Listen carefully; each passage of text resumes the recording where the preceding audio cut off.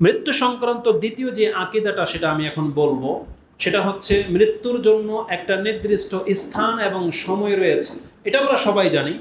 কিন্তু মৃত্যুটা কখন ঘটবে এটা কি কাউকে আগে থেকে ইঙ্গিত দেওয়া হয়, জানানো হয়? এটা একটা বিষয় বলবো। কেন এইসব বিষয়গুলো আমরা আপনাদের কাছে পেশ করি?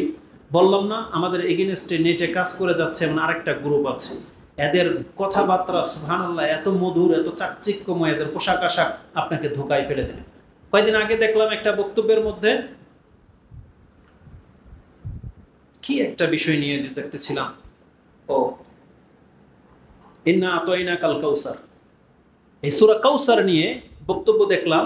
কেউ যদি এটা 7 বার না 19 বার না কয়বার যেন পড়ে, নেটে দেখবেন এরকম বক্তব্যের মধ্যে তাদের আছে এই ফজিলত, এই হাসিল হয়ে যাবে। ও আপনি যাকে পছন্দ করেন, যাকে ভালোবাসেন, তাকে হাসিল করে নিতে পারবেন যদি আপনি এই যে ইন্না আতাইনা কাল কাউসার কতবার যেন পড়েন। তাদের অনেক ফলোয়ার, লাখ লাখে ফলোয়ার। আচ্ছা, আপনাদের কমন সেন্স কি একেবারে গায়েব হয়ে গেছে নাকি? একেবারে ধূলিসাৎ হয়ে গেছে আপনাদের কমন সেন্স? মানে কি বলবো, মাশাআল্লাহ সুবহানাল্লাহ কত সুন্দর বক্তব্য, এরকমের কমেন্ট দেখতে পেলাম হাজার মানুষের, অথচ যেই কথার কোনো ভিত্তি পর্যন্ত নেই। এক ব্যক্তি না, এরকম 10 শতবেগ বক্তার বক্তব্য পাবেন, লেখা আছে মৃত্যুর 40 দিন আগে কি কি ইঙ্গিত, কি কি লক্ষণ দেখা দেয়।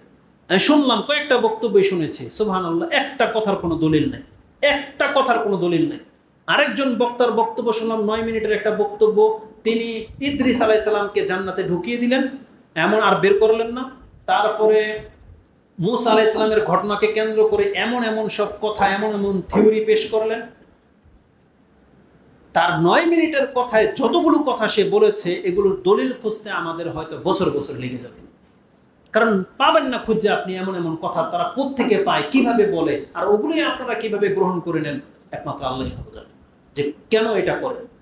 তো মৃত্যুকে সময় এবং স্থানকে কেন্দ্র করে এক শ্রেণীর বক্তব্য দেখতে পাবেন, লেখা আছে 40 দিন আগে আপনি যা ইঙ্গিত প্রকাশ পায়।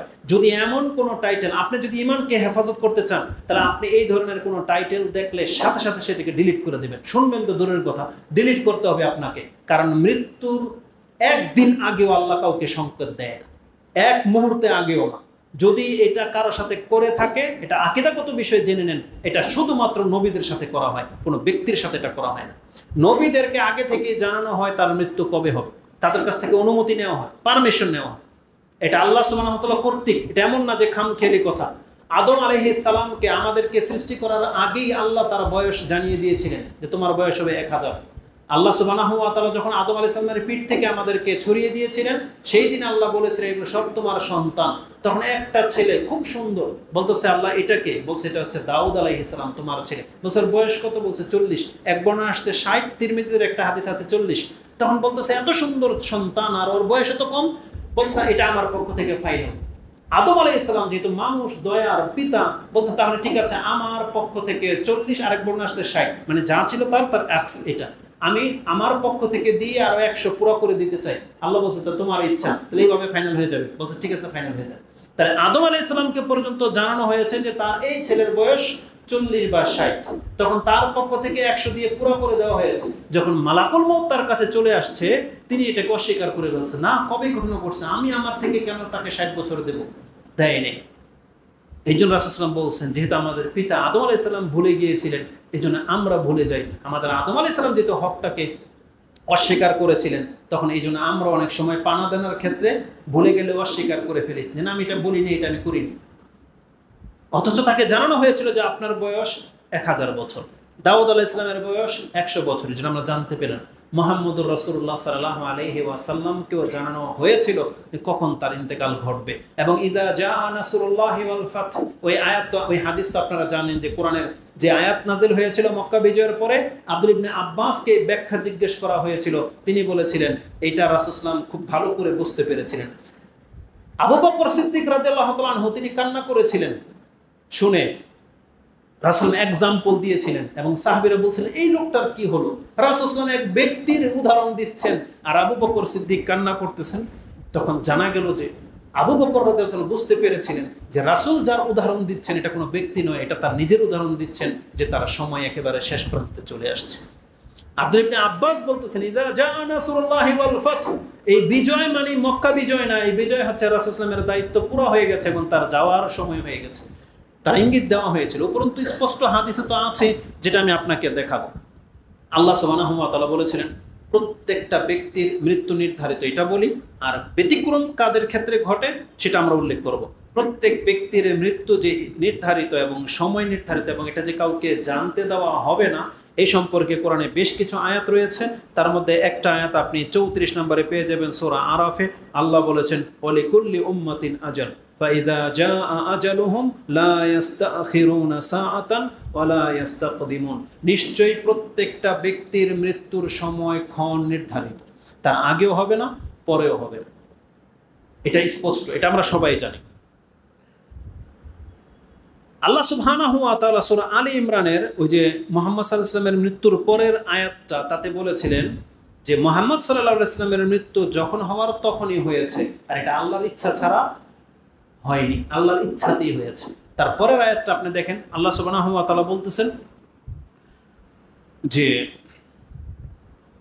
ওয়ামা কানা লিনাফসিন আন তামুতা ইল্লা বিইজনিল্লাহ কিতাবাম মুআজ্জালা, এমন কোন ব্যক্তি নাই যে মরে যাবে আর আল্লাহ সুবহানাহু ওয়া তাআলা জানেন না বা ইচ্ছা ছিল না, এমনটা হতে পারে না।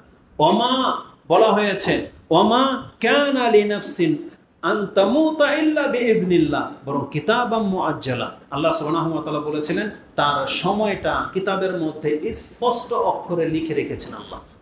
তার মানে কার মৃত্যু কখন হবে ওটা স্পষ্টভাবে লিখিত। এখানে আল্লাহর হুকুম বলেন নাই, বিআমরিল্লাহ বলেন নাই, আল্লাহ বলছেন বিইজনিল্লাহ, আল্লাহর ইচ্ছায়। তার মানে একটা ব্যক্তি যদি আত্মহত্যা করে মরে যেতে চায়, ওইটা ওইভাবেই লেখা আছে, আল্লাহ ওকে ধরবে না, আল্লাহ বলবে ঠিক আছে তাহলে এটাই ফাইনাল, কিন্তু শাস্তি পেতে হবে তোকে এভাবেই যেভাবে তুমি তোমার আত্মা নিলা। কেউ যদি কাউকে হত্যা করে কিয়ামতের মাঠেও, দুনিয়াতেও তাকে ওইভাবে হত্যা করা হবে, এটা কিসাস স্বরূপ, কিয়ামতের মাঠে তো তাকে শাস্তি পেতেই হবে, আল্লাহ ওটাকে নিষেধ করে দিয়েছেন। কিন্তু এখানে আল্লাহর ইচ্ছা আছে, আল্লাহর ইচ্ছা না থাকলে কেউ কাউকে মারতে পারতো না, কেউ মারতে পারতো না, মালাকুল মউত কাউকে মারতে পারতো না যদি আল্লাহর ইচ্ছা না থাকতো। কিন্তু আল্লাহ এইভাবে সিস্টেম করে দিয়েছেন যে এইভাবেই মৃত্যু ঘটবে, কিন্তু এটা আল্লাহর হুকুম না। আল্লাহর ইচ্ছা এবং হুকুমের মধ্যে পার্থক্য আছে, যেটা অনেকে বোঝে না। চোরকে আল্লাহ কখনো চুরি করতে হুকুম করেননি, তবে চোর চুরি করতে পারে এটা আল্লাহর ইচ্ছা থাকাতে। আল্লাহ বলছে ঠিক আছে তোকে আমি ধরবো না, এই জন্য কোরআনের উপরে পাড়া দিয়েও ফ্যান খুলে নিয়ে যেতে পারে, কিন্তু আল্লাহ চাইলে এটা করতে পারতো না। এই জন্য আল্লাহ সুবহানাহু ওয়া তাআলা কাউকে আদেশ করেনি তুই এটা কর, বরং ও করতেছে, আল্লাহ বলছে ঠিক আছে তোকে আমি কিছু করবো না, তুই মরে আয়। এই জন্য আল্লাহর ইচ্ছা ছাড়া কিছু হয় না। এই জন্য কেউ যদি কাউকে মেরে দেয়, কেউ যদি আত্মহত্যা করে মরে যায়, এটাতেও আল্লাহর ইচ্ছা আছে। যেমন মুহাম্মদ সাল্লাল্লাহু আলাইহি ওয়াসাল্লামকে মেরে দিলেন, মালাকুল মউত নিয়ে গেলেন, এটা আল্লাহর ইচ্ছা ছাড়া হয় নাই, ওটা আল্লাহর ইচ্ছাতেই হয়েছে। এই জন্য আল্লাহ বলেছেন ওয়ামা কানা লিনাফসিন আন তামুতা ইল্লা বিইজনিল্লাহ, এবং আল্লাহ এটাই জন্য বলেছেন কিতাবাম মুআজ্জালা, মানে যার মৃত্যুটা যখন যেভাবে হওয়ার ওটা আল্লাহর ইচ্ছাতেই হয়েছে এবং ওই সময় হবে যে সময় তার জন্য লিখে রাখা হয়েছে। এক্ষেত্রে আরেকটা হাদিস বলি, তারপরে বলবো এটার মূল উদ্দেশ্যটা কি। চমৎকার একটা হাদিস, হাদিসটি মুআজামুল কাবীর আল তাবারানি, মুসনাদুল বাজ্জার, আল মুআজামুল আওসাত এবং শুআবুল ঈমান, সাহিহ তারগিব ও তারহিবের মধ্যে নাসিরউদ্দিন আলবানী সহি বলে উল্লেখ করেছেন, তাই আপনার কাছে পেশ করি। হাদিসটা 4 জন সাহাবী থেকে প্রমাণ পাওয়া যায়, জাবের, আব্দুল্লাহ ইবনে মাসউদ, আবি উমামাত আল বাহলি, আল হুযায়ফা রাদিয়াল্লাহু তাআলা আনহুম আজমাইন, তারা প্রত্যেক থেকে পৃথক পৃথক সূত্রে এই হাদিসটা এসেছে যে রাসূলুল্লাহ সাল্লাল্লাহু আলাইহি ওয়াসাল্লাম বলেন ওয়ান্না রূহাল আমিন নাফাসা ফি রূই, রূহুল আমিন বা রূহুল কুদুস কয়েকটা বর্ণনা আসছে, সেটা হচ্ছে জিবরিল আলাইহিস সালাম, যে জিবরিল আলাইহিস সালাম আমার অন্তরের মধ্যে এই ওহী নিয়ে আসছেন। তিনি আমাকে বলেছেন আন্নাহু লান তামুতা নাফসুন হাত্তা তাস্তাওফিয়া রিজকাহা ওয়া ফি রিওয়ায়াতিন তাস্তাকমিলু আজালাহা, কোন ব্যক্তির মৃত্যু ততক্ষণ পর্যন্ত ঘটবে না যতক্ষণ পর্যন্ত তার রিজিকে যা যা লেখা ছিল এটা পূর্ণ না হয়ে যাবে। তার মানে একজন ব্যক্তির রিজিকে ছিল বয়স, একজন ব্যক্তির রিজিকে ছিল সুস্থতা, কতটুকু উচ্চ হবে, কতটা নিচু হবে, কতটা সম্পদের মালিক হবে, কতটা পানি পান করবে, কোন জায়গা পর্যন্ত পা ফেলবে, এগুলো সব কিন্তু রিজিকের অন্তর্ভুক্ত। তার ওই পুরো লিখনিটা পূর্ণ না হওয়া পর্যন্ত তার কাছে মৃত্যু কোনদিন উপস্থিত হবে না।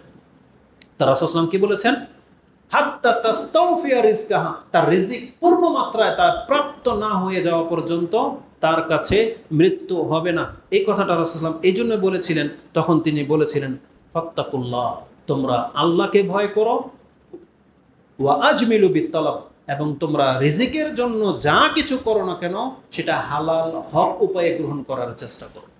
তার মানে তোমার যে রিজিক মালিক হওয়ার, কোটিপতি হওয়ার, তুমি হালাল ভাবেও হতে পারবে, কিন্তু তোমাকে ধৈর্য ধারণ করতে হবে। তুমি হারাম পথে সেটা গ্রহণ করো না। আলী রাদিয়াল্লাহু তাআলা থেকে একটা ঘটনা, যদি এটা টপিক্সের বাইরে কিন্তু চলে আসছে, কোন একটা ঘটনা উল্লেখ করা হয়ে থাকে যে আলী রাদিয়াল্লাহু তাআলা কোন এক সফরে তিনি ওযু করার প্রয়োজন হয়েছে, তখন এক রাখালকে বা একজন ব্যক্তিকে দেখলেন দাঁড়িয়ে আছে, তাকে বলা হলো তুমি এটাকে লাগামটা ধরে রাখো, আমি ওযু করে আসি। একটু দূরে গিয়েছিলেন তিনি যখন যাচ্ছিলেন তখন নিয়ত করলেন যে আমি গিয়ে ওকে একটা দিরহাম দেব। এসে দেখে উটও নাই, ওই রক্ষকও নাই। দূরে উট দেখা যাচ্ছে, উট লাগাম খুলে নিয়ে চলে গেছে ওই চোর। উট দূরে, তিনি দৌড়িয়ে উটের কাছে গিয়ে দেখেন লাগাম নাই, যে গদি বা লাগাম ওটা নাই। তিনি উটকে কোনো রকম বেঁধে বা ধরে নিয়ে আসছে বাজারে, যেখান থেকে কোনো একটা পাওয়া যায় কিনা। এসে দেখে তার উটের উপরে যে হাওদা বা ওই লাগামটা ছিল সেটা ঝুলতেছে। তখন বলল যে এটা এখানে কেন? বলতেছে এই মাত্র এক ব্যক্তি 1 দিরহামে বিক্রি করে গেল। তখন আলী রাদিয়াল্লাহু তাআলা বলেছিলেন এই 1 দিরহাম ওর প্রাপ্যই ছিল, যেটা ও হালালভাবে পেত ওটা হারামভাবে নিল। কি মনে করেন এই উদাহরণ থেকে? এটা একটা এমন একটা কথা, সুবহানাল্লাহ। আমি যে এটা অন্তর থেকে নেওয়া অনেক টাফ হয়ে যাবে। আপনি যখন বসুন্ধরা মালিক, যমুনার মালিক, অমুক তমুক মালিককে দেখবেন কোটি কোটি টাকার মালিক হয়ে গেছে, আপনার ধারণায় তো সব বাজেয়াপ্ত টাকা, মনে হচ্ছে সব হারামখোর এরা, মনে হয় না এরকম? হালাল খেয়ে কি এত টাকার মালিক হতে পারতো? এটা আপনার প্রশ্ন জাগবে। 1 লাখ টাকার ব্যাপার হলে হ্যাঁ বোঝা যায় যে 1 লাখ টাকা মানুষ হালালভাবে মালিক হতে পারে, কিন্তু 500 কোটি টাকা হালালভাবে মালিক হয়ে যাবে, এটা হইতে পারে? হইতে পারে। যেহেতু রাসূল বলছে, যেহেতু এটা আমাদের ইসলাম শিক্ষা দিচ্ছে যে তোমার তাকদির যেখানে যাওয়ার সেখানে তুমি পৌঁছবে, সেটা হালালভাবে হোক অথবা হারামভাবে হোক, তুমি চুজ করো যে তুমি কিভাবে যেতে চাচ্ছ, হালালভাবে না হারামভাবে। তাই এটা ইমানের ব্যাপার, আমাদেরকে ইমান রাখতে হবে। যেহেতু তাকদিরের প্রতি ইমান এটা অনেক বড় একটা ব্যাপার, আর এই কারণে কিন্তু অনেক মানুষ কিন্তু ধোঁকা খেয়ে যায়। ইনশাআল্লাহ তাকদির নিয়ে আমাদের আলোচনা থাকবে। তো এই হাদিসটা এই জন্যই বললাম যে দেখেন প্রত্যেকটা মানুষের রিজিক নির্ধারিত, মৃত্যুটা নির্ধারিত, এই জন্য তার আগে আপনি তাড়াহুড়া করেন না। যারা খেয়ে যাচ্ছে, ইনকাম করে নিচ্ছে, দখল করে নিচ্ছে, করতে দেন, আপনি ক্ষান্ত হন। আপনাকে আমাকে হালালের উপরে থাকতে হবে, আপনাকে আমাকে ন্যায়ের উপরে থাকতে হবে। এই জন্য যারা দুর্নীতি করে বিজনেস করতেছেন, আপনার এই দুর্নীতিটাকে আপনি থামিয়ে দেন, হালালভাবে ইনকাম করার চেষ্টা করেন। একটু হয়তো সময় লেগে যাবে, কিন্তু আপনি আপনার গন্তব্যে পৌঁছতে পারবেন ইনশাআল্লাহ। এই কথাটা বলার পরে কেন বললাম যে এখানে আকীদাগত কি বিষয় আছে? কোরআনে আল্লাহ বলেছেন ওমা তাদরি নাফসুম বিআইয়ি আরদিন তামুত। এখানে শুধু আরদের কথা উল্লেখ করা হয়েছে। এই আরদ দিয়ে আল্লাহ সুবহানাহু ওয়া তাআলা বুঝাতে চেয়েছেন কোনো ব্যক্তি জানে না তার কখন মৃত্যু হবে, সে সময় জানে না, স্থান জানে না, কেউ জানে না এটা।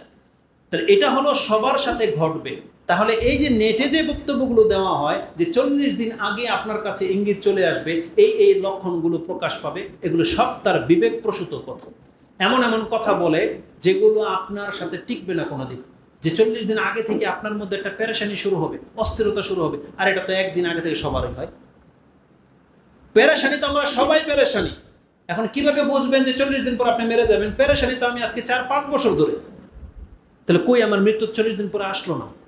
এগুলো কোনো লক্ষণ নাই। কারণ এই ধরনের লক্ষণ রাসূলুল্লাহ সাল্লাল্লাহু আলাইহি সাল্লাম আমাদেরকে বলেননি যে এই ধরনের কিছু ঘটবে, কোনো কিছু ঘটবে না।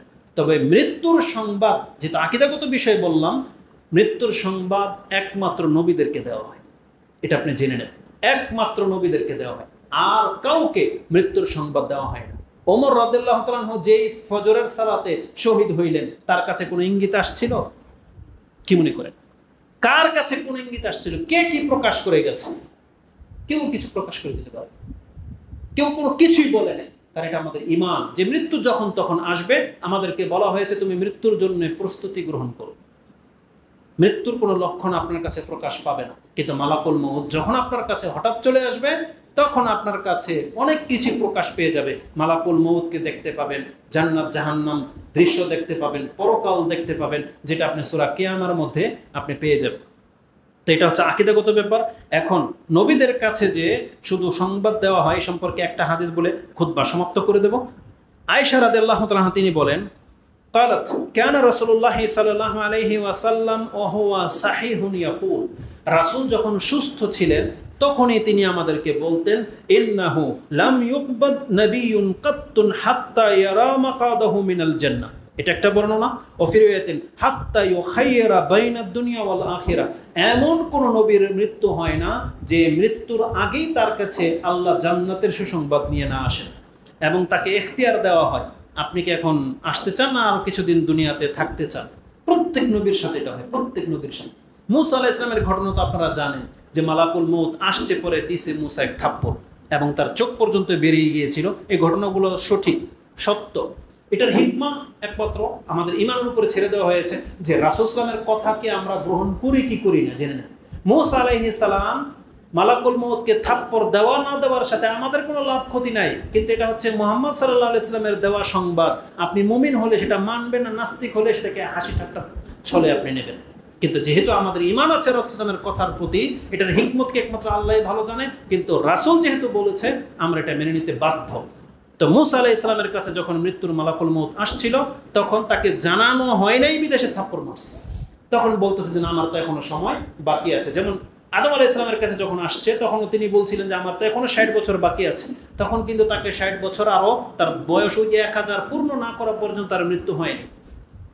মুহাম্মদুর রাসূলুল্লাহ সাল্লাল্লাহু আলাইহি ওয়াসাল্লামের ক্ষেত্রে হাদিসটা বলেন, এই হাদিসটা যে বললাম আপনাকে করতে বলেছি, ইমাম বুখারী রাহিমাহুল্লাহ 2টা অধ্যায় এনেছেন এবং এটা আপনি 64 নম্বর অধ্যায় পেয়ে যাবেন কিতাবুল মাগাজিতে। হাদিস হচ্ছে 4435 এবং 4437 পেয়ে যাবেন। আদম আলাইহিস সালামের ঘটনা একটু আগেই বলেছি। আমাদের নবী মুহাম্মদুর রাসূলুল্লাহ সাল্লাল্লাহু আলাইহি ওয়াসাল্লামকে মৃত্যুর খবর যে আগেই দেওয়া হয়েছিল এবং রাসূল নিজেও তার মেয়েকে এই সংবাদ দিয়েছিলেন যে একটু পরে আমি মরে যাব, এটা আমার মৃত্যুর শেষ ক্ষণ। আয়েশা রাদিয়াল্লাহু তাআলা তিনি বলেন, কালাত দাখালা নবী সাল্লাল্লাহু আলাইহি সাল্লাম ফাতিমাতু আলাইহিস সালাম, ফাতেমা রাদিয়াল্লাহু তাআলা তিনি রাসূল সাল্লাল্লাহু আলাইহি ওয়াসাল্লামের কাছে আসলেন।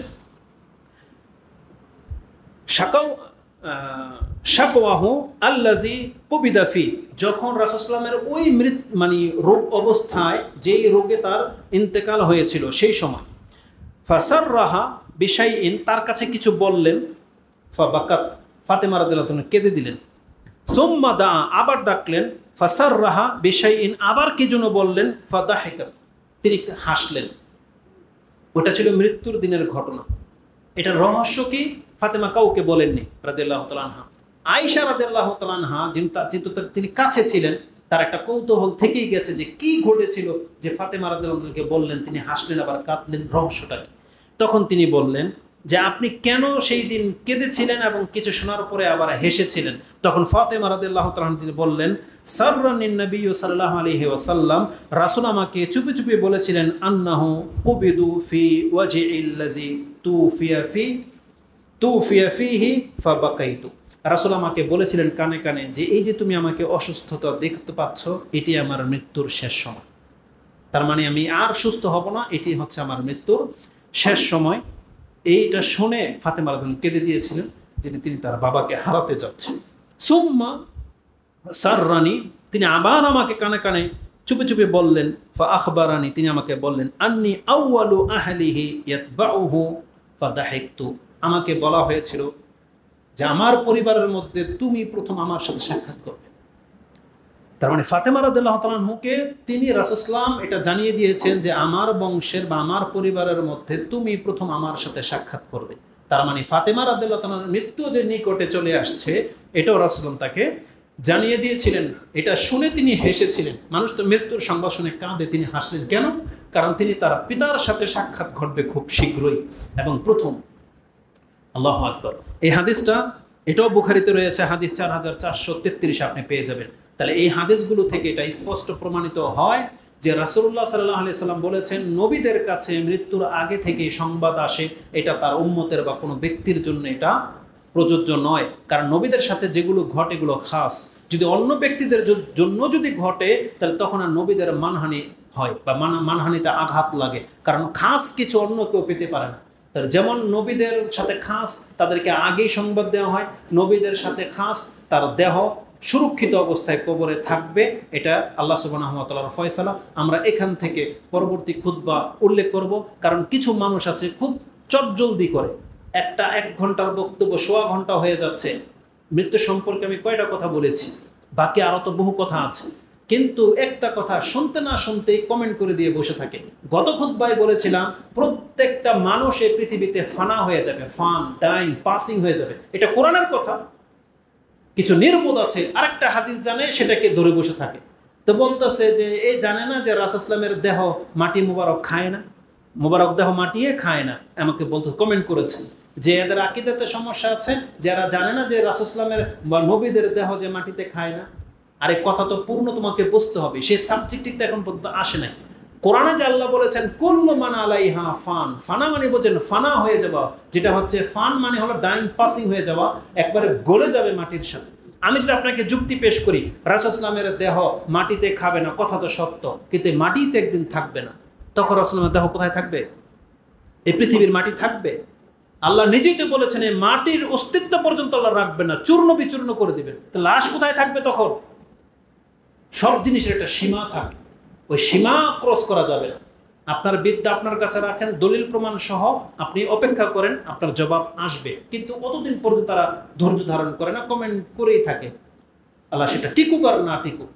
তো আকীদার উপরে ভিত্তি করে আমাদেরকে পথ চলতে হবে, কোরআন হাদিসে যেভাবে আসছে আমাদেরকে সেভাবে মেনে নিতে হবে। আল্লাহ আমাকে এবং আপনাদেরকে কথাগুলোকে বোঝার এবং মেনে চলার তৌফিক দান করুন।